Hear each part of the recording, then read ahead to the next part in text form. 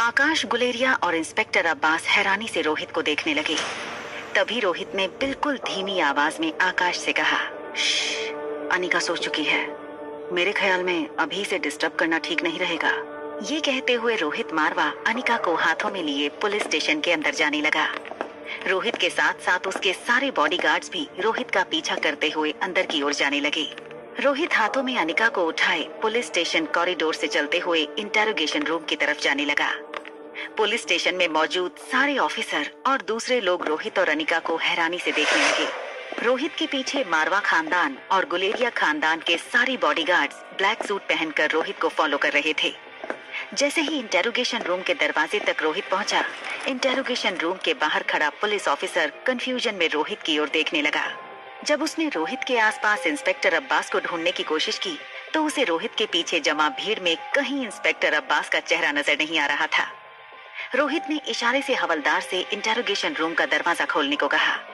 हवलदार अच्छी तरह जानता था कि उसके सामने जो इंसान खड़ा था वो देश का सबसे पावरफुल बिजनेसमैन था, इसलिए रोहित के ऑर्डर को ना मानने की हिम्मत हवलदार में नहीं थी और उसने चुपके से रूम का दरवाजा खोल दिया। रोहित अनिका को लेकर रूम के अंदर चला गया और अनिका को रूम के बीचों बीच रखी चेयर पर बड़ी ही धीरे से बैठा दिया। उसके बाद बड़ी ही ध्यान से रोहित ने अनिका के सामने रखा टेबल एक सूखे कपड़े से साफ किया। रोहित को ऐसा करते हुए देखकर रोहित के आदमी फटाफट बाहर जाकर कार से एक एक करके चद्दर और पिलो लेकर आए। रोहित ने टेबल पर चद्दर बिछाई और पिलो रख दिया और फिर आराम से अनिका का सर रोहित ने उसके ऊपर रख दिया। पिलो पर सर रखते ही अनिका पिलो को हक करके करवट बदलकर गहरी नींद में सो गई। अनिका को इस तरह सोते हुए देखकर रोहित मारवा के चेहरे पर मुस्कान आ गई। नींद में अनिका कुछ बड़बड़ा रही थी, मगर वो क्या कह रही थी वो बात रोहित समझ नहीं पा रहा था। रोहित ने तभी अनिका के सर पर बड़े ही प्यार से हाथ रखा। रोहित का हाथ सर पर महसूस करते ही अनिका ने बड़बड़ाना बंद कर दिया और बिल्कुल शांति से सो गई। जब गेट के पास खड़े हवलदार ने अपना डंडा नीचे रखा तो हल्की सी आवाज हुई। रोहित के कानों पर जैसे ही डंडे की आवाज पड़ी, रोहित ने गुस्से से उस हवलदार की ओर देखा। रोहित को इस तरह गुस्सा करते हुए देखकर हवलदार ने तुरंत अपना डंडा जमीन से उठा लिया और चुपचाप दरवाजे के पास खड़ा रह गया। जब इंस्पेक्टर अब्बास इंटेरोगेशन रूम के अंदर आए, तब उनके जूतों की आवाज आते ही रोहित ने इंस्पेक्टर अब्बास को इशारा करके वहीं रुक जाने को कहा। अनिका को इस तरह टेबल पर सोते हुए देखकर इंस्पेक्टर अब्बास को समझ नहीं आ रहा था कि आखिर ये रूम उनके पुलिस स्टेशन का इंटेरोगेशन रूम था या कोई 5 स्टार होटल का कमरा, जहां रोहित मारवा ने अनिका के लिए एक प्राइवेट बेड सजा दिया था। इंस्पेक्टर अब्बास को ये सब कुछ बिल्कुल अच्छा नहीं लग रहा था, मगर वो अच्छी तरह जानते थे कि बूढ़े बाबा वाले केस में अनिका का कोई हाथ नहीं था और जिस तरह अनिका को उन्होंने जबरदस्ती घंटों तक पुलिस स्टेशन में डिटेन कर रखा था, उसके बाद इंस्पेक्टर अब्बास को रोहित मारवा से ये सब कुछ ना करे कहने में भी झिझक हो रही थी।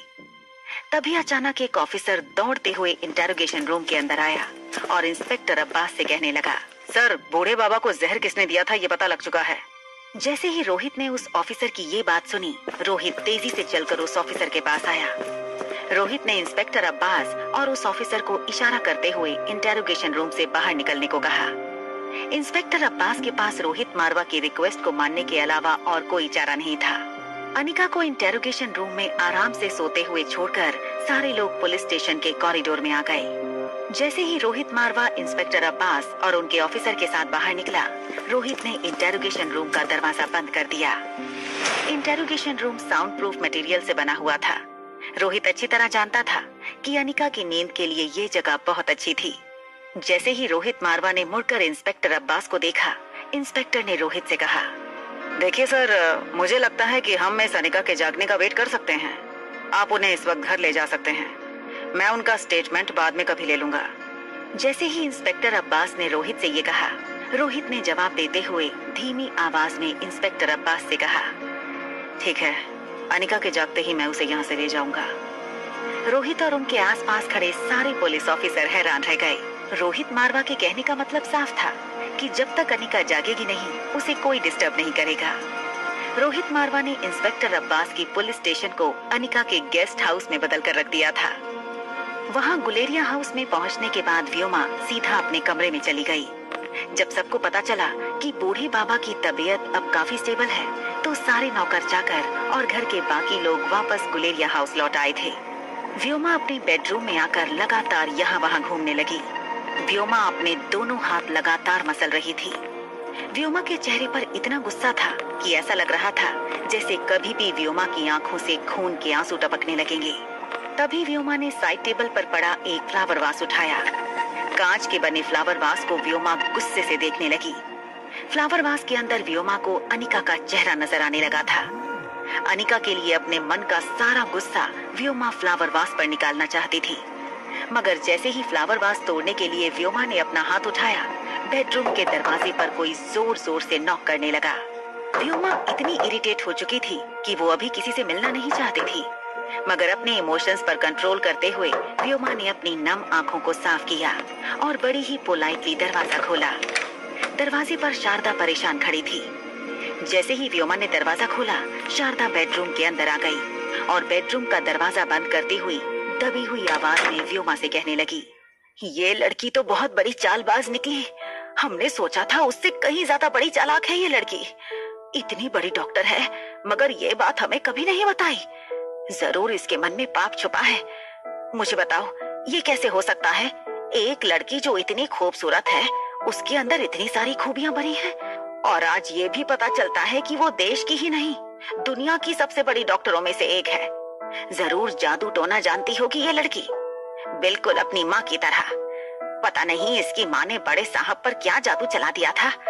बड़े साहब सब कुछ भूलकर उसके प्यार में पागल हो गए थे। क्या नहीं किया था बड़े साहब ने उसके लिए, मगर इसकी माँ ने बड़े साहब के साथ इतना बड़ा विश्वासघात किया कि बड़े साहब की पूरी जिंदगी बर्बाद हो गई। जो कुछ जान बच गई थी बड़े साहब के अंदर, उसे निकालने के लिए अब उस स्वाति की बेटी आ गई है। पता नहीं किस बात की सजा दे रही है ये माँ बेटी बड़े साहब को, और बेटी भी बिल्कुल माँ पर गई है। माँ ने बड़े साहब को अपने प्यार के जाल में फंसा लिया था और फिर विश्वासघात करके साहब का हाथ छोड़कर चली गई थी। अब इतने सालों बाद बेटी आई है तो पता चलता है कि साहब के भाई के साथ ही उसने एक बच्ची को जन्म दिया था। मुझे तो ये सब कुछ सोचकर भी घिन होती है। कैसे बर्दाश्त करेंगे साहब ये सब कुछ? क्या मकसद हो सकता है इतने सालों बाद गुलेरिया हाउस लौटने का? जरूर इस लड़की के मन में भी उसकी माँ की ही तरह कोई गहरी साजिश होगी। मुझे लगता है ये लड़की रोहित मारवा के साथ भी वही करेगी जो इसकी माँ ने बड़े साहब के साथ किया था। पता नहीं रोहित मारवा को भी कौन सी गोली खिला दी थी इस औरत ने, जो रोहित मारवा को ये लड़की भा गई। वरना तुम जैसी सुंदर, सुशील और होनहार लड़की को छोड़कर कौन सा लड़का 2 बच्चों की माँ के पीछे पागल हो सकता है? शारदा की बातें सुन सुनकर व्योमा की सांसें तेज होने लगी थी। उसका खून उबलने लगा था, मगर व्योमा ने किसी तरह अपने चेहरे पर बिल्कुल शांति बनाए रखी थी। शारदा की बातें सुन सुनकर व्योमा बीच बीच में बस हाँ या ना में अपनी गर्दन धीरे से हिला देती थी, मगर मन ही मन उसे सिर्फ और सिर्फ अपने प्लान के फेल होने का दुख था। शारदा ने अपनी बात आगे बढ़ाते हुए कहा, मुझे तो एक बात नहीं समझ में आ रही है कि आखिर बूढ़े बाबा को जहर किसने दिया होगा। इतने महीनों से वो यहाँ हमारे साथ रह रहे हैं, फिर अचानक अनिका के आने के बाद ही उनके साथ ये हादसा क्यों हुआ? आखिर एक बूढ़े फकीर के पास कोई क्या बदला लेना चाहता होगा? मुझे तो लगता है बेबी कि इस साजिश में जरूर इस अनिका का ही हाथ होगा। उसी ने जानबूझकर बूढ़े बाबा को पहले जहर दिया होगा और फिर ऐन वक्त पर हॉस्पिटल पहुंचकर उनकी जान बचाकर सबकी नजरों में बड़ा बनना चाहती होगी, ताकि गुलेरिया परिवार और मारवा परिवार की नजरों में उसकी इज्जत बढ़ जाए और आपकी इज्जत कम होती जाए। शारदा की ये बातें अब व्योमा को तीर की तरह चुभने लगी। उसके बस में होता तो वो शारदा को थप्पड़ मारकर अभी शांत कर देती, मगर उसने शारदा के सामने बड़ी ही पोलाइट आवाज में कहा, नहीं नहीं, ऐसा क्यों करेगी वो भला? मेरी उससे क्या दुश्मनी है? व्योमा की बात का जवाब देते हुए शारदा ने कहा, आप बहुत भोली हैं बेबी। अभी आपको इन लोगों के बारे में कुछ पता नहीं। आपको नीचा दिखाने के लिए ही ये लड़की ये सब कुछ कर रही है। आपको मिली हुई इज्जत, आपको मिला हुआ प्यार देखकर इस लड़की के मन में आपके लिए जलन पैदा हुई होगी। बारी बारी से आपके पास से सारे अधिकार छीनकर अपने नाम कर लेना चाहती है ये लड़की। मैं तो बस उसी दिन को कोस रही हूँ जिस दिन बड़े साहब ने इस लड़की को गुलेरिया परिवार का हिस्सा मान लिया था और छोटे मालिक आकाश इस लड़की को इस घर में ले आए थे। इस लड़की के इस घर में कदम पड़ते ही इस घर की बर्बादी शुरू हो गई थी। ये बात तो मैं पहले ही समझ गई थी, मगर आज मैंने इस बात को महसूस भी कर लिया है। बड़ी ही धीमी आवाज में व्योमा ने शारदा से कहा, शारदा आंटी, शायद इसे घर बुलाना डैड की भी मजबूरी रही होगी। डैड शायद ये बात जान चुके होंगे कि रोहित अनिका से रिश्ता बनाना चाहता है, और आप तो जानती ही हैं, दोनों खानदानों के बीच सालों पहले समझौता हुआ था कि दोनों खानदान के बच्चे आपस में शादी करके दोनों खानदानों को हमेशा के लिए एक कर देंगे। ये शायद देश की सबसे बड़ी बिजनेस मैरिज होगी, और शायद अपने बिजनेस और अपने परिवार को ध्यान में रखते हुए डैड ने ये कदम उठाया होगा। व्योमा की ये बात सुनते ही शारदा की आंखों से आंसू बहने लगे। रोती हुई आवाज में शारदा व्योमा से कहने लगी, पता नहीं और कितने दुख लिखे हैं साहब के नसीब में। ये पता होने के बावजूद कि ये लड़की अनिका उन्हें प्यार में मिले धोखे की निशानी है, उन्हें अपने दिल पर पत्थर रखकर ऐसा कदम उठाना पड़ा। जिस लड़की की शक्ल देखकर उन्हें अपने साथ हुए विश्वासघात की याद आती थी, उसी लड़की को ना चाहते हुए साहब को इस घर में लाना पड़ा। शारदा रोते रोते व्योमा के बिस्तर पर बैठ गई। व्योमा ने आज तक अपने बेडरूम में अपनी किसी भी भाभी तक को आने नहीं दिया था। व्योमा के बेडरूम के बेड पर बैठना तो बहुत दूर की बात थी। फैमिली का कोई भी सदस्य, खास करके कोई औरत, व्योमा के बेडरूम की कारपेट पर भी पांव रखती तो व्योमा दूसरे ही दिन अपनी पूरी कारपेट बदलवा देती थी। शारदा को अपने बिस्तर पर बैठा हुआ देखकर व्योमा ने मन ही मन तय कर लिया था कि वो अपने बेडरूम में अभी के अभी एक नया बिस्तर लगवा देगी। व्योमा के मन में जो भी बातें चल रही थी उसके चेहरे पर नहीं नजर आती थी। व्योमा ने बड़ी ही शांति से शारदा के कंधे पर हाथ रखते हुए कहा, शांत हो जाइए शारदा आंटी, एक बार पापा घर आ जाएं, उसके बाद सब ठीक हो जाएगा। व्योमा ने गिलास में पानी भर के शारदा को ऑफर किया। शारदा ने जैसे ही पानी पिया, गुलेरिया हाउस के हॉल से अचानक ही कुछ लोगों की आवाज शारदा और व्योमा के कानों पर पड़ी। जब शारदा और व्योमा बेडरूम से निकलकर बाहर पहुंचे तो नीचे हॉल में कुछ हवलदार, कुछ लेडी इंस्पेक्टर और कांस्टेबल आए हुए थे। इंचार्ज इंस्पेक्टर ने नौकरों के हेड से कहा, हमें घर के सभी लोगों से पूछताछ करनी होगी। उस बूढ़े आदमी को जिस किसी ने भी जहर दिया था वो इसी घर का हिस्सा है।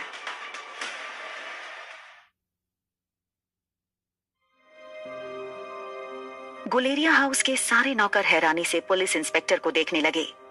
सारे नौकर इस बात को लेकर परेशान थे कि आखिर वो कौन था जो उन्हीं के बीच रहकर इतनी बड़ी साजिश का हिस्सा था। तभी इंस्पेक्टर ने अपनी जेब से एक टैबलेट निकालते हुए सारे नौकरों को दिखाई और इंस्पेक्टर ने कहा, सभी लोग ध्यान से देखिए इस टैबलेट को। ये देखने में बिल्कुल किसी साधारण टैबलेट जैसी दिखती है जिसे हम दवाई के तौर पर लेते हैं, मगर दरअसल ये कोई दवाई नहीं है, ये एक कीटनाशक है, यानी कि पेस्टिसाइड। इंसान के शरीर में जाते ही ये जहर का काम करती है। बूढ़े बाबा के खून में जो जहर पाया गया है वो इसी तरह उनके शरीर में पहुंचा था। इसका मतलब साफ है कि आप में से ही किसी ने बूढ़े बाबा तक ये जहर पहुंचाया था। ध्यान से देखिए इस टैबलेट को और बताइए कि कौन था वो जिसने ये टैबलेट बूढ़े बाबा को खिलाई थी। बूढ़े बाबा का केयरटेकर बड़े ही ध्यान से उस टैबलेट को देखने लगा। अचानक ही केयरटेकर के चेहरे के एक्सप्रेशंस बदल गए। केयरटेकर सारा वक्त बूढ़े बाबा के साथ रहकर उनकी देखभाल करता था। वो अच्छी तरह से जानता था कि पुलिस इंस्पेक्टर ने जो टैबलेट हाथ में पकड़ रखी थी, बिल्कुल वैसी ही टैबलेट बूढ़े बाबा को कुछ दिनों पहले शारदा ने खिलाई थी, और अगले दिन सुबह बूढ़े बाबा की कंडीशन बिगड़ गई थी। केयरटेकर ने ऊपर खड़ी शारदा की ओर चौंक कर देखा। शारदा ने भी जैसे ही इंस्पेक्टर के हाथ में वो टैबलेट देखी, शारदा तेजी से एस्केलेटर से नीचे आने लगी।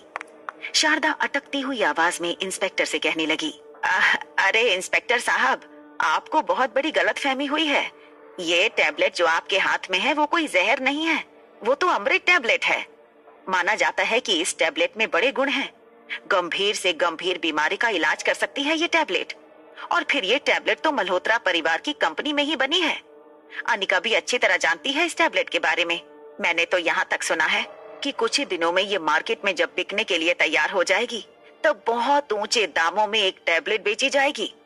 बूढ़े बाबा का इलाज जब अनिका कर रही थी तब उन्हें काफी दिनों तक होश नहीं आया था। मैं काफी डर गई थी। उनकी जान बचाने के लिए मैंने उन्हें ये टैबलेट दी थी। शारदा का कन्फेशन सुनते ही कुछ लेडी हवलदार तेजी से शारदा की ओर जाने लगी।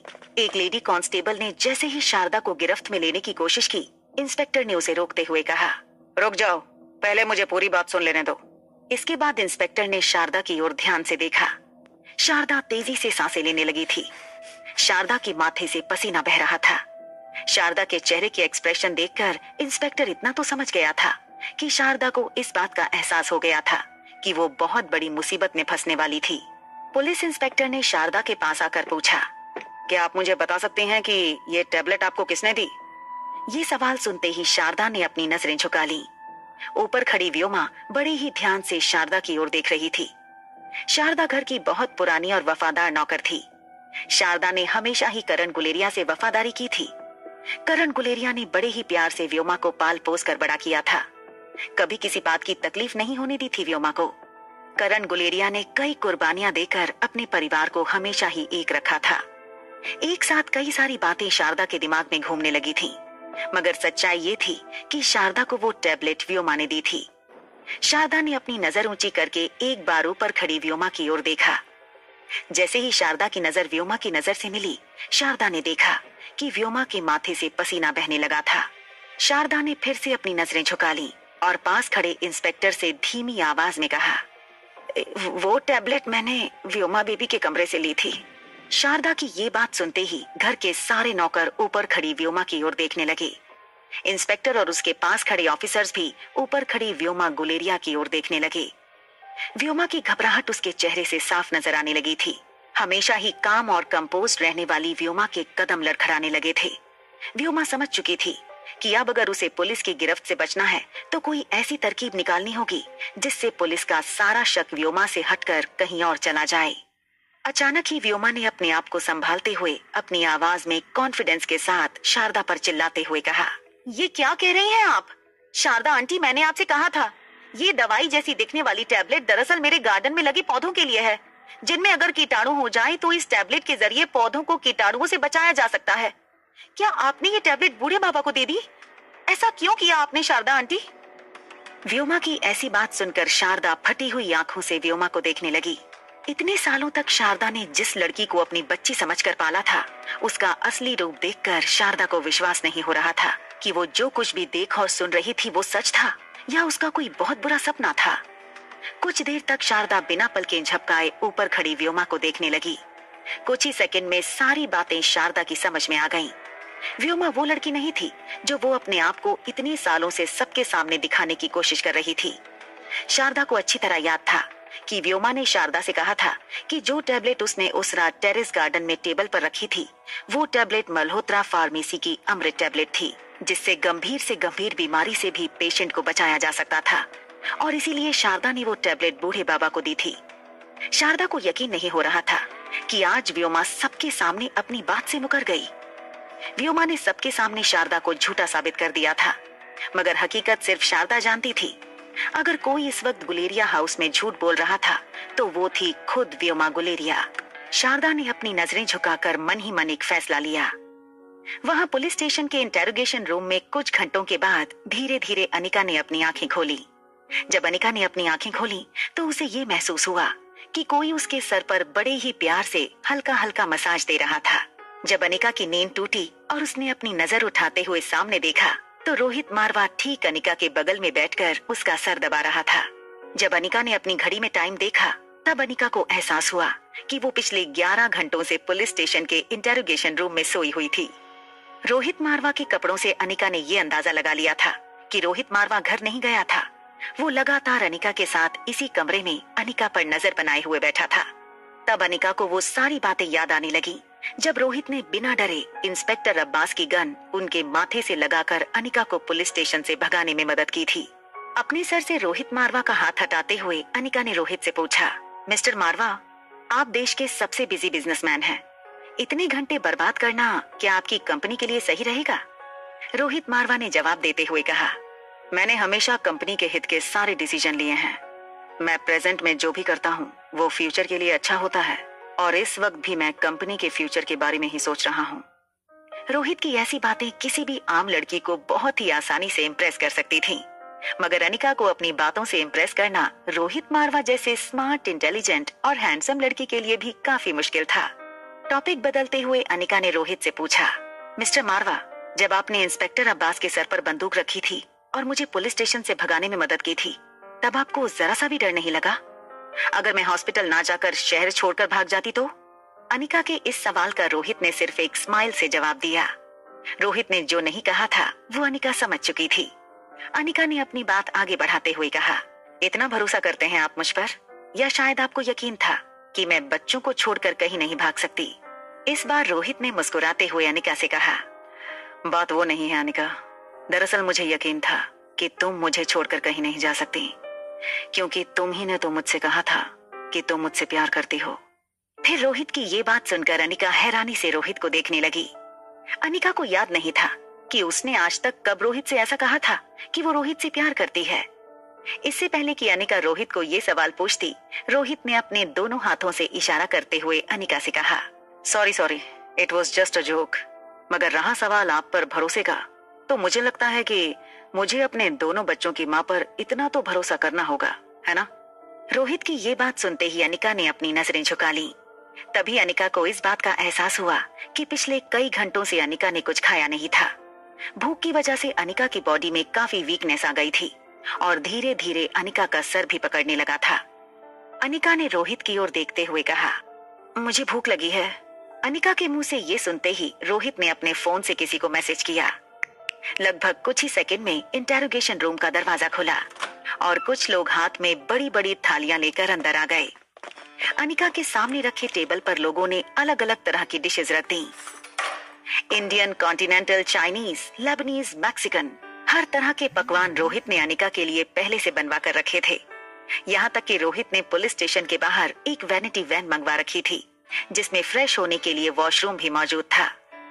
रोहित ने खास अनिका के लिए अलग अलग शेफ को पुलिस स्टेशन के बाहर बुला रखा था।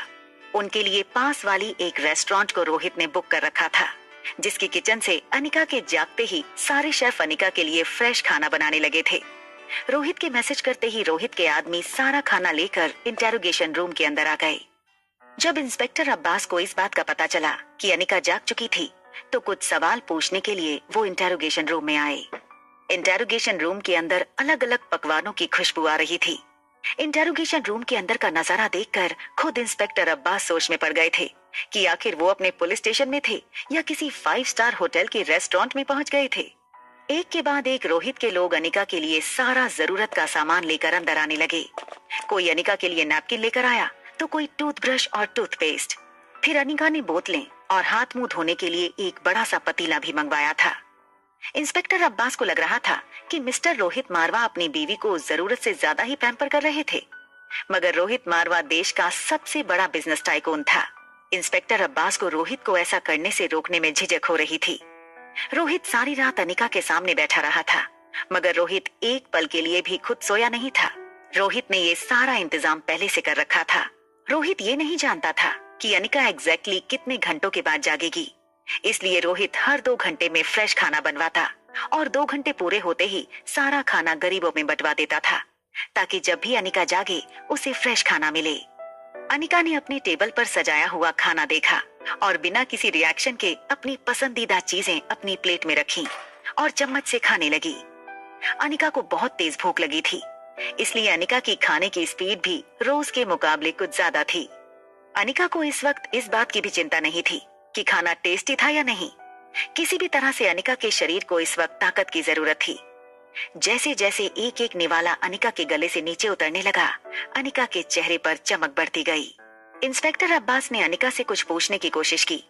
तभी रोहित ने इशारे से इंस्पेक्टर अब्बास को कुछ वक्त रुकने को कहा।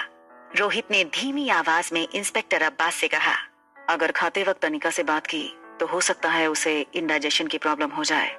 रोहित की ये बात सुनकर इंस्पेक्टर अब्बास को अपने कानों पर विश्वास नहीं हो रहा था। जैसे ही अनिका ने अपना आखिरी निवाला खाया, इंस्पेक्टर अब्बास ने अनिका और रोहित से कहा, बूढ़े बाबा को जिसने जहर दिया था वो इस वक्त हमारी गिरफ्त में है।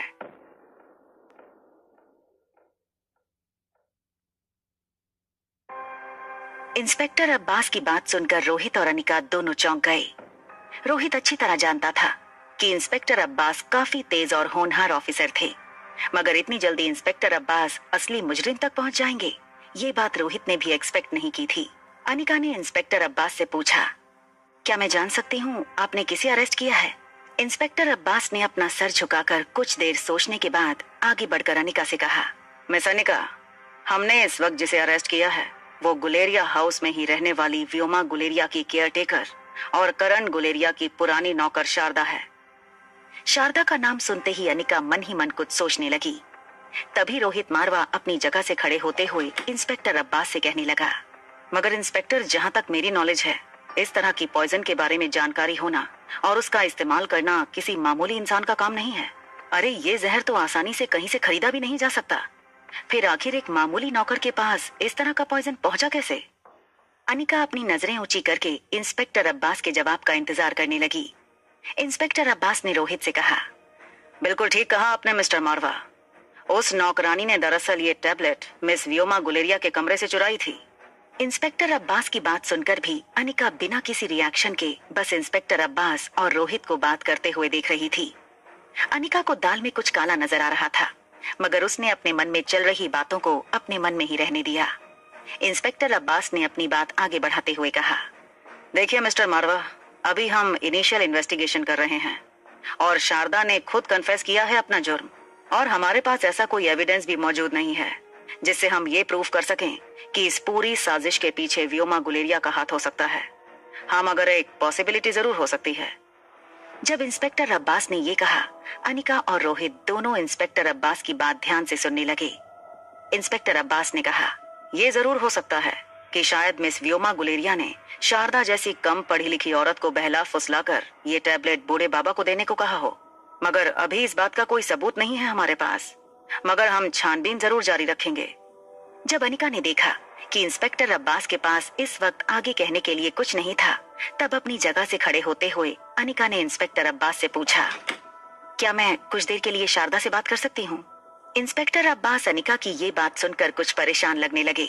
हालांकि एक गरीब की जान बचाकर अनिका ने पब्लिक सिंपैथी हासिल कर ली थी और साथ ही साथ पुलिस का भी विश्वास जीत लिया था, मगर इस तरह से अनिका को एक अंडर इंटेरोगेशन सस्पेक्ट के साथ बात करने देना इंस्पेक्टर अब्बास को आउट ऑफ ज्यूरिसडिक्शन लग रहा था।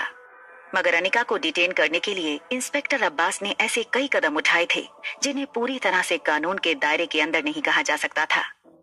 इंस्पेक्टर ने बिना कुछ कहे अनिका को इशारे से बगल वाले इंटेरोगेशन रूम का रास्ता दिखा दिया।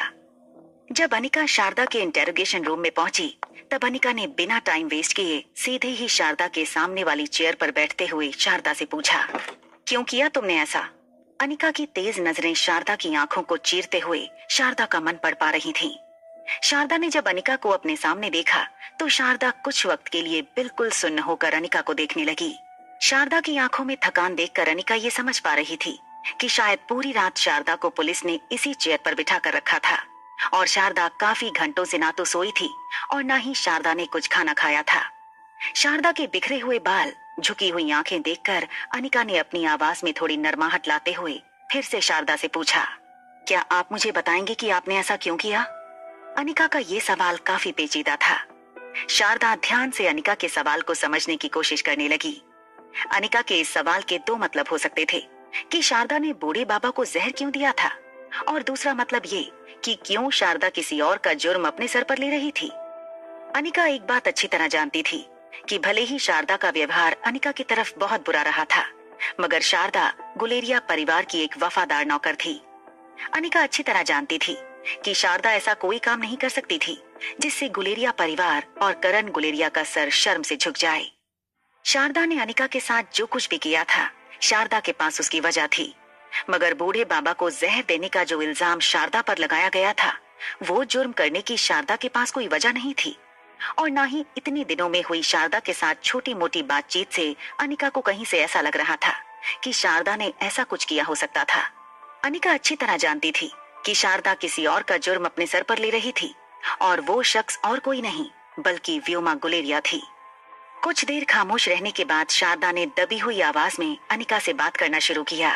शारदा ने कहा, मैं जानती हूँ कि शायद वो एक अच्छी इंसान नहीं है, मगर वो गुलेरिया परिवार का हिस्सा है और बड़े साहब की बेटी है। बड़े साहब की गैर हाजिरी में उसे बचाना मेरा फर्ज है। बड़े साहब के बहुत एहसान है मुझ पर, और उनका कर्ज उतारने के लिए मेरे पास और कुछ नहीं है। मैं कम से कम बड़े साहब के लिए इतना तो जरूर कर सकती हूँ। शारदा की बातों पर अनिका को चिढ़ होने लगी थी। अनिका ने धीमी मगर कड़क आवाज में शारदा से कहा, मगर आप जानती हैं कि उसने जो कुछ भी किया बहुत गलत किया। वो एक अच्छी इंसान नहीं है, वो तरस खाने के लायक ही नहीं है और इतनी बड़ी कुर्बानी के लायक भी नहीं है। अनिका की इस बात पर पहली बार शारदा ने अपना सर ऊंचा किया और अनिका की आंखों में आंखें डालकर कहा, ये बात तुम्हारे मुंह से अच्छी नहीं लगती। साहब की आज जो भी हालत है उसके पीछे तुम्हारी माँ का ही हाथ है और तुम रही सही कसर पूरी करने आई हो। क्या बिगाड़ा था साहब ने तुम्हारी माँ का? इतना प्यार दिया, यहाँ तक कि तुम्हारी माँ के चले जाने के बाद साहब ने पूरी जिंदगी अकेले ही गुजार दी। मगर बदले में क्या मिला बड़े साहब को? सिर्फ और सिर्फ धोखा, विश्वासघात। तुम जिसे धोखेबाज कहने की कोशिश कर रही हो, मैंने उससे भी बड़ी धोखेबाज को साहब की जिंदगी बर्बाद करते हुए देखा है। क्या तुम्हारे पास कोई जवाब है कि तुम्हारी माँ साहब की इतनी बड़ी कुर्बानी के लायक थी या नहीं? चलो मानते हैं तुम मेरे मुंह से जिसका नाम सुनना चाहती हो उसने किसी की जान लेने की कोशिश की थी, मगर तुम्हारी माँ ने तो कई लोगों की जान बचाई थी। मगर आखिरकार उसने भी साहब को ऐसा धोखा दिया कि साहब ना तो ठीक से जी पा रहे हैं और ना ही। आगे कुछ बोलने से पहले ही शारदा की आंखों से आंसू बहने लगे। शारदा ने रोते हुए फिर से अपना सर झुका लिया। गुलेरिया हाउस में आकाश अपने बेडरूम में बैठा पिछले दिनों जो कुछ भी हुआ उसके बारे में सोच रहा था। आकाश भी पूरी रात सो नहीं पाया था, इसलिए उसका सर भारी हो चुका था। कुछ देर बाद व्योमा आकाश के कमरे में आई। आकाश ने देख लिया था कि व्योमा कमरे में दाखिल हुई थी, मगर आकाश ने व्योमा की ओर नजर उठाकर भी नहीं देखा। इशारे से आकाश ने व्योमा को अपने पास वाली चेयर पर बैठने को कहा। व्योमा चुपचाप आकर उसके सामने बैठ गई। आकाश अपने एक हाथ से अपना सर दबा रहा था। आकाश की आंखें बंद थीं और वो अपनी चेयर के सामने रखे एक छोटे से स्टूल पर धीरे धीरे अपने पांव हिला रहा था। व्योमा ने धीमी आवाज में आकाश से पूछा, आकाश क्या तुमने मुझे बुलाया? व्योमा की आवाज सुनने के बाद भी आकाश ने व्योमा की ओर नहीं देखा। वो बस धीरे धीरे अपना सर दबा रहा था। आकाश की आंखें अभी भी बंद थीं। आकाश ने अपनी गहरी आवाज में व्योमा से पूछा, क्या जरूरत पड़ गई तुम्हें ये सब कुछ करने की? आकाश का ये सवाल सुनते ही व्योमा के शरीर में जैसे खून जम गया था। अटकती हुई आवाज में व्योमा आकाश से कहने लगी, ये क्या कह रहे हो तुम आकाश? मैं कुछ समझी नहीं। आकाश ने जवाब देते हुए कहा, तुम अच्छी तरह जानती हो मैं क्या कहना चाहता हूँ। शारदा पिछले कई सालों से हमारे यहाँ काम कर रही है।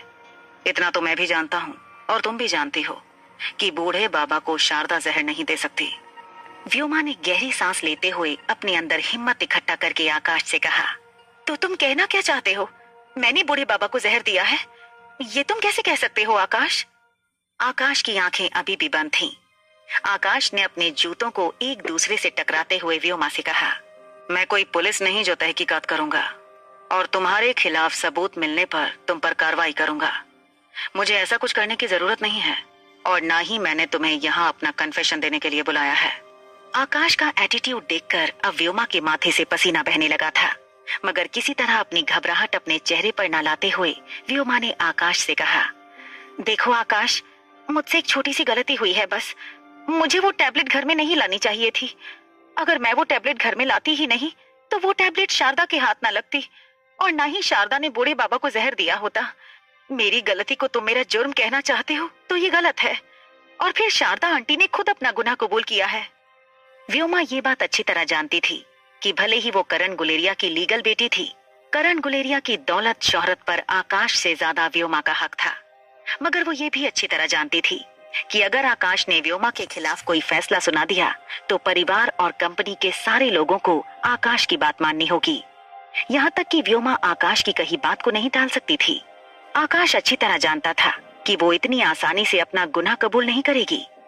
करण गुलेरिया की लीगल बेटी होने के नाते और गुलेरिया परिवार की इकलौती बेटी होने के नाते आकाश ने आज तक व्योमा की सारी छोटी मोटी गलतियों को नजरअंदाज कर दिया था। मगर अब आकाश अच्छी तरह जानता था कि व्योमा ने सिर्फ और सिर्फ अनिका को फंसाने के लिए अपनी जिद और जुनून की सारी हदें पार कर दी थीं। आकाश ने अपने माथे से हाथ हटाया और अपने दोनों हाथों की उंगलियों को मसलते हुए व्योमा से कहा, चलो तुम्हारे साथ क्या करना है वो तो करण अंकल ही तय करेंगे। जब वो वापस घर आ जाएंगे तब तक के लिए मैं तुम्हें कंपनी और घर के सारे फाइनेंशियल कामों की जिम्मेदारी से सस्पेंड करता हूँ। आकाश ने जो सजा व्योमा को सुनाई थी उससे व्योमा के ईगो को चोट लगी थी। व्योमा गुलेरिया इंडस्ट्रीज के सॉफ्टवेयर डिपार्टमेंट की चेयरपर्सन थी और घर की सारी फाइनेंशियल मैटर्स भी व्योमा ही हैंडल करती थी। घर के सारे मेंबर्स को महीने की पॉकेट मनी व्योमा ही अलॉट किया करती थी। ऐसा करने से व्योमा को सेटिस्फेक्शन मिलता था। उसे घर के बाकी लोगों के ऊपर अपना होल्ड रखने में आसानी होती थी। अगर सबको टाइम पर पॉकेट मनी चाहिए और पॉकेट मनी में इंक्रीमेंट चाहिए, तो घर के उस फैमिली मेंबर को व्योमा के साथ अच्छे संबंध बनाने जरूरी थे। और इसीलिए लोग व्योमा को ना सिर्फ रिस्पेक्ट देते थे, मगर कभी कभी व्योमा की बचकानी जिद को भी पूरा करते थे। इस पोजीशन से सस्पेंड होने का मतलब था कि व्योमा को ना सिर्फ बाकी फैमिली मेंबर्स के ऊपर हक रखने का मौका चला जाता, मगर अब व्योमा को खुद की जेब खर्च के लिए भी किसी के आगे झुकना पड़ता। व्योमा ने आकाश से पूछा, अगर तुम मुझे इस पोजीशन से निकाल दोगे तो आखिर कौन संभालेगा ये सब कुछ? तभी अचानक व्योमा के दिमाग में ये बात आई कि कहीं आकाश ये सारी जिम्मेदारियां अनिका को ना दे दे। ये ख्याल दिमाग में आते ही व्योमा अपनी जगह से खड़ी हो गई और अपनी आवाज ऊंची करते हुए आकाश से कहने लगी, आकाश, ये तुम बहुत गलत कर रहे हो। मैं डैड की बेटी हूँ और वो लड़की डैड की जान की दुश्मन है। उसका अस्तित्व ही डैड के लिए जानलेवा है। डैड जब भी उसकी शक्ल देखते होंगे तो उन्हें उनके साथ हुए धोखे की याद आती होगी। जिस लड़की की माँ ने हमारे खानदान का सर शर्म से झुका दिया है, तुम उसी को सर पर बैठाने की सोच रहे हो? आकाश ने व्योमा को बीच में ही रोकते हुए कह दिया, गेट आउट फ्रॉम हियर। तुम्हारे साथ आगे क्या करना है ये करण अंकल घर आकर तय करेंगे।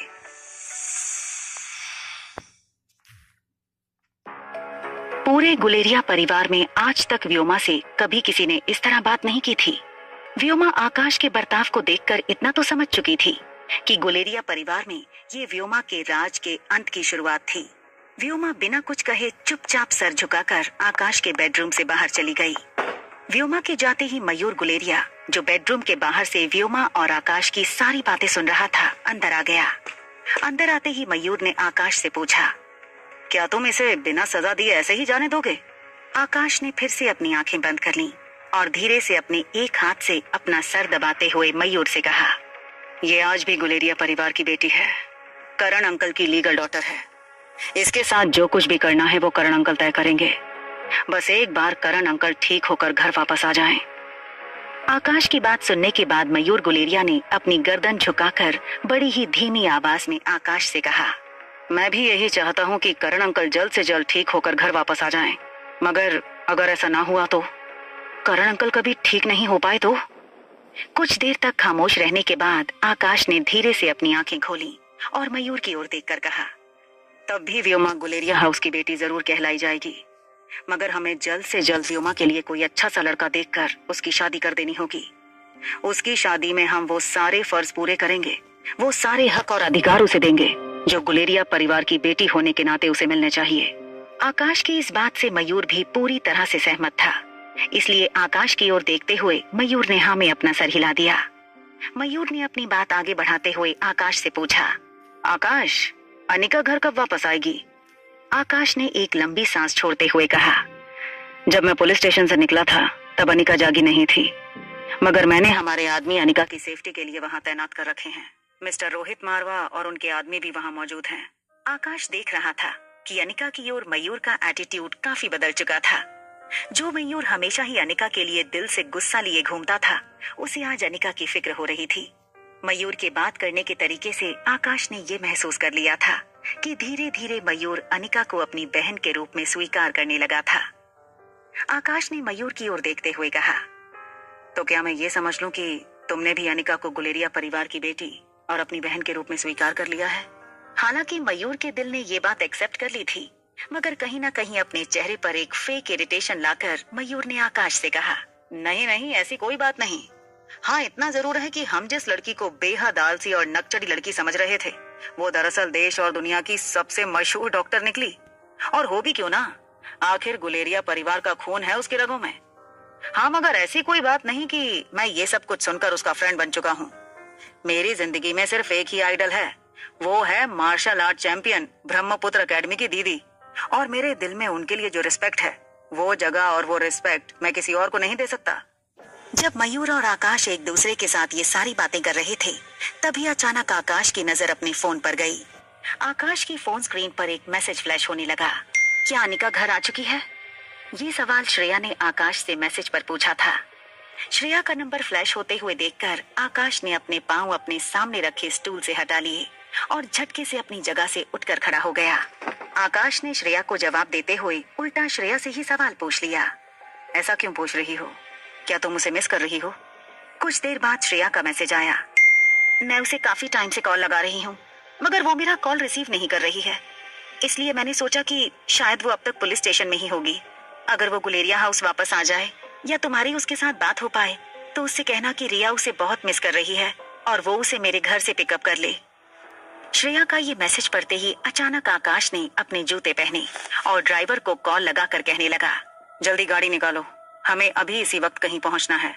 ये कहते हुए आकाश अपने बेडरूम से बाहर निकलने लगा।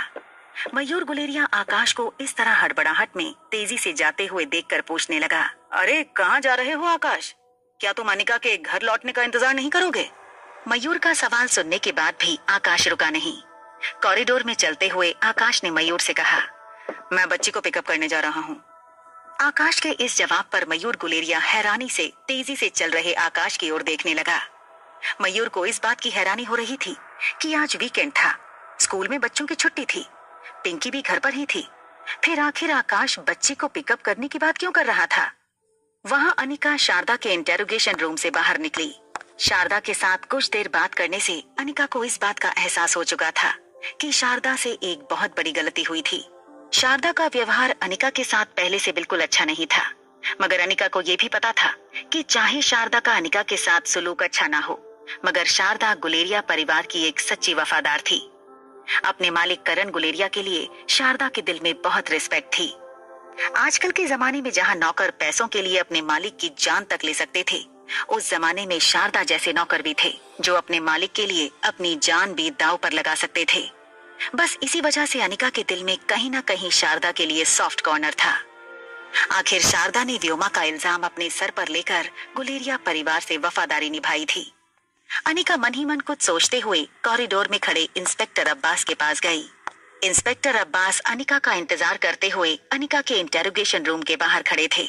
जब अनिका इंस्पेक्टर अब्बास के पास आई तब इंस्पेक्टर अब्बास ने अनिका से पूछा, क्या बात की आपने शारदा के साथ? इंस्पेक्टर अब्बास का सवाल सुनते ही अनिका ने इंस्पेक्टर अब्बास के आसपास खड़े ऑफिसरों की ओर देखा और फिर बिना कुछ कहे सर झुकाकर अपने इंटेरोगेशन रूम के अंदर चली गई। अनिका का बर्ताव देखकर इंस्पेक्टर अब्बास हैरान थे। उन्होंने अपने ऑफिसर्स को बाहर रहने का इशारा किया और अनिका के पीछे इंटेरोगेशन रूम के अंदर चले गए। जैसे ही इंस्पेक्टर अब्बास इंटेरोगेशन रूम के अंदर दाखिल हुए, अनिका, जो इंस्पेक्टर अब्बास की ओर पीठ करके खड़ी थी, उसने अपने दोनों हाथ फोल्ड करते हुए इंस्पेक्टर अब्बास से कहा, इस इंटेरोगेशन रूम में नींद काफी अच्छी आई मुझे इंस्पेक्टर अब्बास। आप जानते हैं क्यों?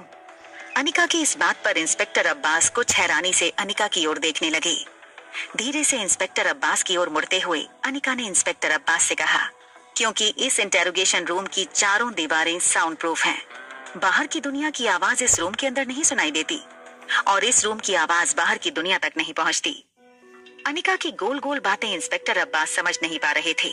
इंस्पेक्टर अब्बास ने अनिका से एक सीधा सा सवाल पूछा था, क्या बूढ़े बाबा को जहर देने वाली सस्पेक्ट ने कोई ऐसी इंफॉर्मेशन अनिका को दी थी जो इंस्पेक्टर अब्बास को अपने आने वाली इन्वेस्टिगेशन में मदद करे? मगर इंस्पेक्टर अब्बास इस वक्त अनिका के साथ किसी भी तरह की आर्ग्यूमेंट करने की पोजीशन में नहीं थे। वो अच्छी तरह से जानते थे कि उनसे एक बहुत बड़ी गलती हो गई थी। उन्होंने जान बचाने वाले को मुजरिम समझकर जबरदस्ती काफी घंटों तक अपने पेशेंट से दूर रखा था। इंस्पेक्टर अब्बास के ऐसा करने से बूढ़े बाबा की जान भी जा सकती थी और इंस्पेक्टर अब्बास ये बात अच्छी तरह से जानते थे। इसलिए इंस्पेक्टर अब्बास ने अनिका के पास आते हुए बड़ी ही पोलाइटली अनिका से कहा, देखिए मिस अनिका, मैं जानता हूँ मुझसे भूल हो गई थी and I am really sorry for that. अब आप घर जा सकती हैं, मगर आप जाएं उससे पहले मैं आपसे सिर्फ इतना कहना चाहूंगा, अगर आपको इस चीज से रिलेटेड कोई भी इंफॉर्मेशन मिले तो प्लीज हमारे साथ शेयर जरूर कीजिएगा। अब तक आपने जितनी भी कोऑपरेशन दी है उसके लिए थैंक यू वेरी मच, और आगे भी आपकी कोऑपरेशन इसी तरह हमें मिलती रहेगी, ये उम्मीद करता हूँ। ये बात सुनते ही अनिका ने इंस्पेक्टर अब्बास से कहा, बिल्कुल ऐसे ही कोऑपरेशन की उम्मीद मुझे भी है आपसे। जब इंस्पेक्टर अब्बास और अनिका ये सारी बातें कर रहे थे, तभी रोहित मारवा भी इंटेरोगेशन रूम के अंदर आ चुका था। रोहित बड़े ही ध्यान से अनिका और इंस्पेक्टर अब्बास की सारी बातें सुन रहा था। अनिका ने जब इंस्पेक्टर अब्बास से कहा कि वो भी पुलिस से कोऑपरेशन की उम्मीद करती थी, तब इंस्पेक्टर अब्बास ये सोचने लगी कि आखिर एक डॉक्टर को पुलिस से क्या कोऑपरेशन की उम्मीद हो सकती थी। तभी अनिका ने अपनी बात आगे बढ़ाते हुए कहा, आपको मुझे ये बताना होगा कि मैं किस तरह से केस में इन्वॉल्व हूँ। अनिका का सवाल सुनते ही इंस्पेक्टर अब्बास ने अपनी नजरें झुका ली। इंस्पेक्टर इतना तो समझ चुके थे, अनिका अपनी इल्लीगल डिटेल होने वाली बात को आगे नहीं बढ़ा रही थी, तो उसका भी हक बनता था ये जानने का कि आखिर इंस्पेक्टर अब्बास इतने दिनों से क्यों अनिका का पीछा कर रहे थे। इंस्पेक्टर अब्बास कमरे के बीचों बीच रखी चेयर पर बैठे और अनिका को भी अपने सामने बैठने का इशारा किया। जब अनिका चेयर पर बैठी तब इंस्पेक्टर अब्बास ने अपने दोनों हाथ टेबल पर रखते हुए अनिका से कहा, मिस अनिका, आपने बिल्कुल सही कहा था। इस इंटेरोगेशन रूम की दीवारें साउंड प्रूफ हैं। यहाँ हुई बातें बाहरी दुनिया तक नहीं पहुँचती। जब इंस्पेक्टर अब्बास ने ये कहा तब अनिका की नजरें रोहित मारवा के आसपास खड़े रोहित के बॉडीगार्ड्स पर पड़ी। अनिका की लुक मिलते ही रोहित मारवा अनिका का इशारा समझ चुका था। रोहित ने अपने आदमियों से इंटेरोगेशन रूम से बाहर जाने का इशारा किया। रोहित एक जेंटलमैन था, अच्छी तरह से जानता था कि बात शायद अनिका की माँ के साथ जुड़ी थी, और रोहित ये भी अच्छी तरह जानता था कि अनिका की पिछली जिंदगी से जुड़ी कुछ बातें ऐसी थीं जो पर्सनल ही रहें तो अच्छा था। इसलिए बड़ी ही ग्रेसफुली रोहित भी इंटेरोगेशन रूम से बाहर चला गया। रोहित ने बाहर जाते ही इंटेरोगेशन रूम का दरवाजा बंद कर दिया। दरवाजा बंद होने की आवाज कानों पर पड़ते ही अनिका ने अपने सामने बैठे इंस्पेक्टर अब्बास को देखा। इंस्पेक्टर अब्बास अपनी नजर झुकाए कुछ सोच रहे थे। अनिका समझ चुकी थी कि शायद इंस्पेक्टर अब्बास समझ नहीं पा रहे थे कि आखिर बात शुरू करें तो कहां से करें। अनिका ने इंस्पेक्टर अब्बास से खुद ही पूछा, क्या मेरी माँ किसी इल्लीगल ड्रग डीलिंग के केस में शामिल थी? अनिका के मुंह से ये बात सुनते ही इंस्पेक्टर अब्बास हैरानी से अनिका की ओर देखने लगे। अनिका ने पिछले दिनों से इंस्पेक्टर अब्बास की हर बिहेवियर पैटर्न पर नजर रखी थी। जब इंस्पेक्टर अब्बास को ये पता चला था कि बूढ़े बाबा के शरीर में अननोन केमिकल पाया गया था और उन्हें ड्रग्स देकर मारने की कोशिश की गई थी, तब से इंस्पेक्टर अब्बास का रवैया अनिका की ओर बिल्कुल बदल गया था। और जब इंस्पेक्टर अब्बास को पता चला कि वो ड्रग्स अनिका ने बूढ़े बाबा को नहीं दिए थे, तब से लेकर अब तक इंस्पेक्टर अब्बास अनिका से काफी नरमी से पेश आ रहे थे। इंस्पेक्टर अब्बास के इस रवैये से अनिका इतना तो समझ गई थी कि जरूर स्वाति मल्होत्रा के साथ किसी इल्लीगल ड्रग डीलिंग या मैन्युफैक्चरिंग का मामला जुड़ा हो सकता था। अनिका के इस सवाल का इंस्पेक्टर अब्बास ने हाँ में या ना में जवाब नहीं दिया। इंस्पेक्टर अब्बास ने अनिका को बदले में एक सवाल पूछा, क्या आप जानते हैं ये कैसा ग्रुप है जिसके बारे में दुनिया के आम लोग बिल्कुल नहीं जानते? ये ग्रुप दुनिया के कुछ पावरफुल लोगों ने बनाया है जिनके बारे में आम इंसान को कोई जानकारी नहीं है। इंस्पेक्टर अब्बास की बात सुनकर अनिका को इंपीरियल ग्रुप की याद आ गई। अनिका खुद उस ग्रुप की मेंबर थी, मगर जहां तक अनिका जानती थी, इंपीरियल ग्रुप से जुड़े लोग काफी ताकतवर थे। उनके एक डिसीजन से देश की और दुनिया की इकोनॉमी बदल सकती थी। मगर अनिका को जहां तक इंपीरियल ग्रुप के बारे में नॉलेज थी, वो किसी भी तरह से ड्रग मैन्युफैक्चरिंग या ड्रग्स को बढ़ावा देने वाला ग्रुप नहीं लग रहा था। अनिका को इंपीरियल ग्रुप में मेंबरशिप स्वाति ने विरासत में दी थी। ये बात अनिका को अब और ज्यादा हैरान कर रही थी कि आखिर क्या कनेक्शन था स्वाति मल्होत्रा का इंपीरियल ग्रुप के साथ और इंपीरियल ग्रुप का ड्रग मैन्युफैक्चरिंग से।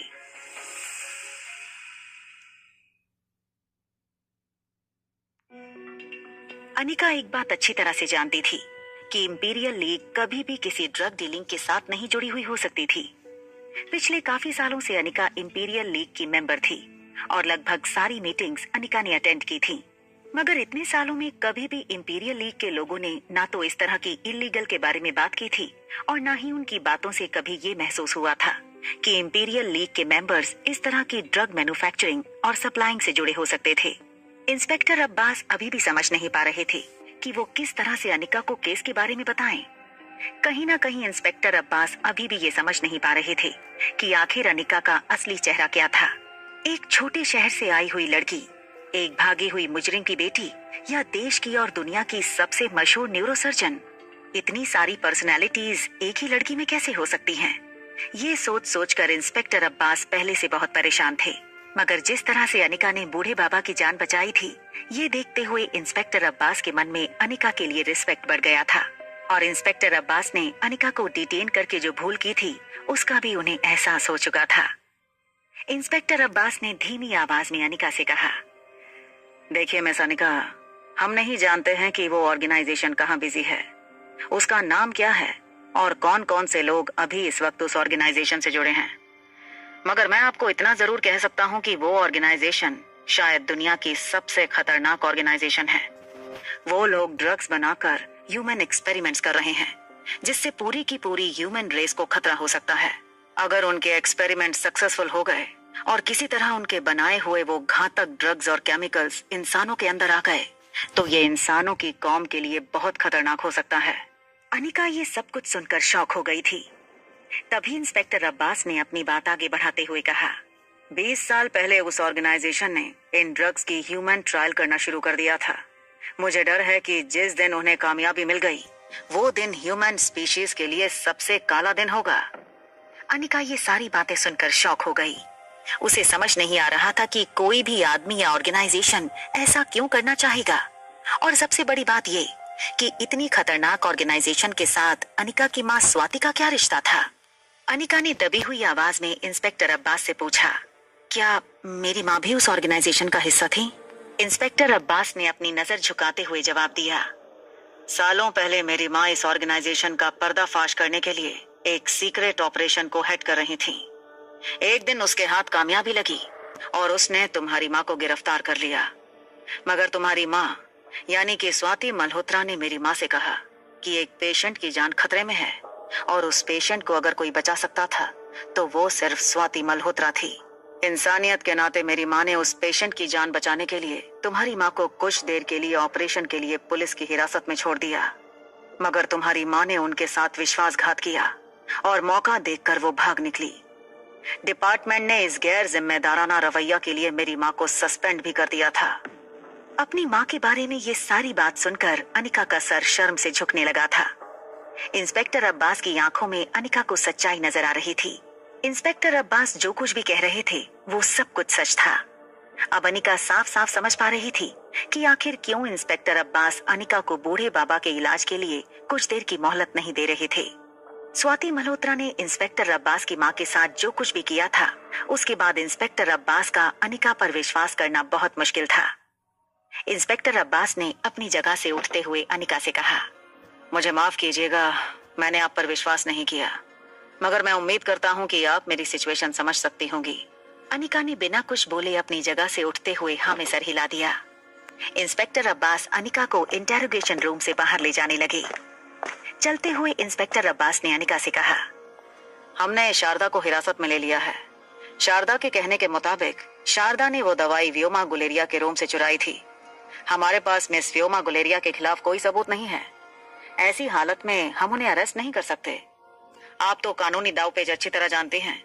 अगर असली मुजरिम को सजा दिलानी है तो किसी तरह आपको शारदा को समझाना होगा। जब तक शारदा अपनी कन्फेशन पर कायम है, हम मिस व्योमा गुलेरिया का कुछ नहीं बिगाड़ सकते। इसके बाद इंस्पेक्टर अब्बास ने देखा कि अनिका अचानक ही गहरी सोच में डूब गई थी।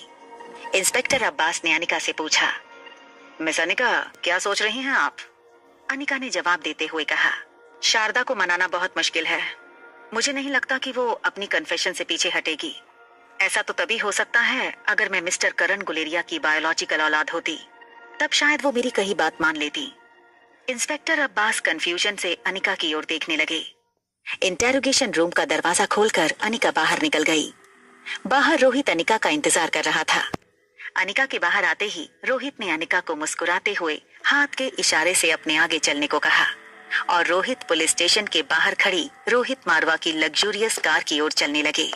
अनिका और रोहित के कार में बैठने से पहले ही अनिका की नजर पुलिस स्टेशन के अंदर आ रही राजलक्ष्मी पर पड़ी। अनिका को देखते ही राजलक्ष्मी तेजी से अनिका के पास आई और इससे पहले कि वो अनिका को डॉक्टर अमृता कहकर बुलाती, राजलक्ष्मी की नजर अनिका के पास खड़े रोहित पर पड़ी। राजलक्ष्मी ने पहले भी रोहित मारवा को इंटरनेट पर कई सारी तस्वीरों में देखा था। राजलक्ष्मी ने अनिका का हाथ पकड़कर उसे साइड में ले जाते हुए पूछा, गुलेरिया परिवार तुम्हारे साथ इस तरह का सलूक क्यों कर रहा है? अगर तुम करण गुलेरिया की बेटी नहीं भी हो, तब भी ये बात तो कंफर्म है कि तुम गुलेरिया परिवार का हिस्सा हो। चाहे राजीव गुलेरिया की बायोलॉजिकल बेटी ही सही, तुम उन्हीं के परिवार का हिस्सा हो। फिर वो तुम्हारे साथ इस तरह का सलूक क्यों कर रहे हैं? और अभी भी मुझे लगता है कि तुम्हारे जन्म के बाद तुम्हारे इतने ज्यादा हाई आईक्यू के कारण तुम्हारे डीएनए में काफी म्यूटेशन हुई है, जिसकी वजह से तुम्हारे करण गुलेरिया के साथ डीएनए सैंपल 99.8% मैच हो रहे हैं। अभी यकीन से कहा नहीं जा सकता कि तुम उनकी बेटी नहीं हो। और मैंने जितना स्टडी किया है, अब तक तुम्हारे इस केस को जितना स्टडी किया है, मुझे लग रहा है कि तुम करण गुलेरिया की ही बायोलॉजिकल संतान हो। अनिका ने राजलक्ष्मी के कंधे पर हाथ रखते हुए कहा, जब तक तुम 100% श्योर नहीं हो जाती, तब तक अब इस बारे में हम कोई डिस्कशन नहीं करेंगे। अनिका का जवाब सुनते ही राजलक्ष्मी ने कहा, मगर 100% क्लैरिटी के लिए हमें उस वक्त की डीएनए सैंपल चाहिए होंगे जब तुम्हारे अंदर डीएनए की म्यूटेशन शुरू नहीं हुई थी। मतलब तुम्हारे पैदा होने के 3-4 साल बाद तक के डीएनए सैंपल हमें मैच करवाने होंगे करण गुलेरिया के डीएनए सैंपल्स के साथ। मगर मैं ये भी अच्छी तरह जानती हूँ कि ये मुमकिन नहीं है। 22-23 साल पहले के तुम्हारे डीएनए सैंपल हम कैसे ला सकते हैं? राजलक्ष्मी की बात कानों पर पड़ते ही अनिका गहरी सोच में डूब गई। अचानक ही अनिका को मनाली की अनिकरण फार्मेसी के मैनेजर मनोज अंकल की याद आ गई। अनिका मन ही मन सोचने लगी कि इस मामले में मनोज अंकल जरूर उसकी मदद कर सकते हैं।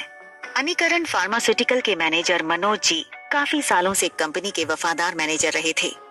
अनिका की मां स्वाति ने खुद सालों पहले उन्हें अपॉइंट किया था। तब से लेकर आज तक मनोज जी ने पूरी वफादारी के साथ कंपनी को न सिर्फ बंद होने से बचाए रखा था, मगर अनिकरण फार्मास्यूटिकल्स के फंड में से कभी भी किसी तरह की कोई हेराफेरी नहीं की थी और न होने दी थी। यहाँ तक कि गौतम गुलेरिया की लालची नजरों से भी कंपनी के अकाउंट्स को बचा कर रखा था। जब से अनिका ने उन्हें कहा था कि कंपनी के प्रॉफिट्स डायरेक्टली अनिका के अकाउंट में ट्रांसफर किए जाएं, मनोज जी हर महीने कंपनी के अकाउंट्स अनिका को मेल कर दिया करते थे, जिसमें पाई पाई का हिसाब बड़ी ही सिस्टमैटिकली सबमिट किया गया था। अनिका ने अपने पर्स से फोन निकालकर मनोज जी को कॉल कनेक्ट कर दिया। मनोज जी ने कॉल रिसीव करते ही अनिका से कहा, आखिरकार तुम मान ही गई। बेटा, सचमुच आज मेरे लिए बहुत खुशी का दिन है। अनिका समझ नहीं पा रही थी कि आखिर मनोज जी इतने एक्साइटेड क्यों थे। मनोज जी ने अपनी बात आगे बढ़ाते हुए कहा, बताओ बेटा, कब आ रही हो तुम कंपनी की बागडोर अपने हाथ में लेने? मनोज जी की बात सुनते ही अनिका ने अपना एक हाथ अपने माथे पर रख दिया और धीमी आवाज में कहने लगी, मनोज अंकल, मैंने आपको एक जरूरी काम से कॉल किया था। मैं कंपनी नहीं संभाल सकती। मनोज जी को ये समझ नहीं आ रहा था कि आखिर कंपनी संभालने से ज्यादा जरूरी काम क्या हो सकता था। मगर अनिका का जवाब सुनते ही मनोज जी की आवाज में खुशी बिल्कुल कम हो गई और उन्होंने अनिका से पूछा, बताओ बेटा, क्या पूछना चाहती हो तुम? सारे अकाउंट्स मैंने तुम्हें मेल कर दिए हैं। हाँ, मगर तुम्हें किसी भी तरह का कंफ्यूजन हो तो मैं उसे दूर करने के लिए तैयार हूँ। मनोज जी की बात काटते हुए अनिका ने कहा, अंकल ऐसी कोई बात नहीं है। मैंने आपसे पहले भी कहा था कि वो कंपनी आपकी है। कंपनी के अकाउंट से रिलेटेड कोई सवाल मैं आपसे नहीं पूछना चाहती और ना ही कभी पूछूंगी। मैं बस इतना जानना चाहती हूँ कि क्या माँ ने मेरे लिए कोई चीज पीछे छोड़ी थी? कुछ देर सोचने के बाद मनोज जी ने जवाब दिया, इस कंपनी और तुम्हारी माँ की गुणों के अलावा और कुछ नहीं छोड़ा तुम्हारी माँ ने तुम्हारे लिए। अनिका ने अपनी आवाज ऊंची करते हुए पूछा, आर यू श्योर अंकल, माँ ने कुछ नहीं छोड़ा मेरे लिए? कोई ब्लड सैंपल, बचपन के फटे हुए नाखून, कटे हुए बाल, कुछ भी? अनिका का ये सवाल सुनकर मनोज जी शॉक हो गए। अटकती हुई आवाज में मनोज जी ने अनिका से कहा, ये क्या कह रही हो तुम बेटा? इस तरह की चीजें कौन छोड़ता है अपने बच्चों के लिए? मनोज अंकल का जवाब सुनकर अनिका अपने होंठ चबाने लगी। वो जानती थी कि अनिका की माँ ने जरूर अनिका के लिए कोई ऐसा क्लू या कोई ऐसा सुराग छोड़ा होगा जिससे अनिका अपने पास्ट के बारे में जान पाए। अब तक वो अपनी माँ के बारे में इतना तो जान चुकी थी कि अनिका की माँ स्वाति मल्होत्रा काफी इंटेलिजेंट और तेज दिमाग वाली औरत थी। जब अनिका ये सब सोच रही थी, तब मनोज जी फोन पर अनिका से कहने लगे, बेटा, अब तुम जल्दी से वापस आ जाओ और कंपनी की बागडोर अपने हाथ में संभाल लो। मैं बूढ़ा हो चुका हूँ और कंपनी में कई ऐसे फैसले हैं जो अब तुम्हें ही लेने होंगे। मैं चाहता हूँ कि तुम जल्द से जल्द आकर सारा काम संभाल लो। मेरा अब कोई भरोसा नहीं, तबीयत भी अब पहले जैसी नहीं रही। पता नहीं किस वक्त क्या हो जाए। इससे पहले कि मनोज अंकल वही पुरानी घिसी पिटी टेप रिकॉर्ड चलाने लगते, अनिका ने मनोज अंकल से कहा, आपको कुछ नहीं होगा, मैं आपको कुछ होने नहीं दूंगी, डोंट वरी। मगर मैं वहां नहीं आ सकती, कम से कम फिलहाल कुछ वक्त के लिए तो बिल्कुल नहीं। ये कहते हुए अनिका ने फोन डिस्कनेक्ट कर दिया और राजलक्ष्मी के पास जाकर कहा, तुम्हें कुछ वक्त यहीं रहना होगा मेरे साथ। राजलक्ष्मी डॉक्टर अमृता की असिस्टेंट थी और इस वक्त डॉक्टर अमृता पिछले कई दिनों से दिल्ली में थी। हॉस्पिटल में हुए इंसिडेंट के बाद सब लोग ये जान चुके थे कि अनिका ही डॉक्टर अमृता है और अब डॉक्टर अमृता को अपनी असिस्टेंट राजलक्ष्मी की जरूरत पड़ने वाली थी। ना सिर्फ बेंगलुरु में राजलक्ष्मी अनिका की असिस्टेंट थी, मगर हमेशा ही एक दोस्त की तरह अनिका के मॉरल सपोर्ट के लिए राजलक्ष्मी एक मजबूत पिलर की तरह खड़ी रहती थी। अनिका अभी अच्छी तरह जानती थी कि डॉक्टर अमृता की आइडेंटिटी सबके सामने खुलने के बाद उसे लोगों के कई सवालों का जवाब देना होगा। शायद अनिका पहले से ज्यादा बिजी होने वाली थी। अनिका के शेड्यूल को मैनेज करने के लिए अनिका को राजलक्ष्मी की जरूरत पड़ने वाली थी। राजलक्ष्मी ने अनिका से कहा, ठीक है मैडम, आज से आपकी ड्यूटी फिर से शुरू करती हूँ। बताइए कहाँ रहना है मुझे? अनिका ने रोहित मारवा की कार की ओर इशारा करते हुए राजलक्ष्मी से कहा, चलो मेरे साथ, तुम मेरे साथ गुलेरिया हाउस में रहोगी।